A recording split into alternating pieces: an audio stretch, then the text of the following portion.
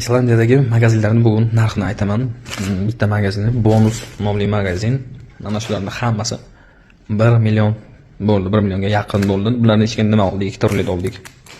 Bitta pechene oldik, bitta tuz, 2 ta non, salat, kefir, yogurt, огурчик oldingiz, ochdik, огурчик, 2 ta tuxum, kifilka tuxum 10 tadan,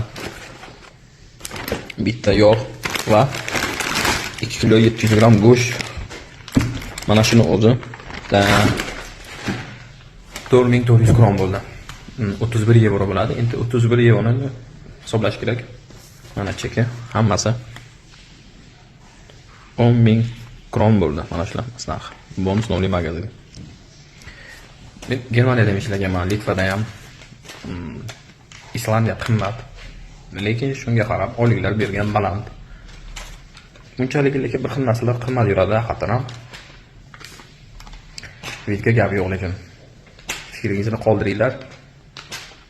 Yevropa uchun qimmatmi yo'qmi? Hammasi 70 yevroga. Mana shular.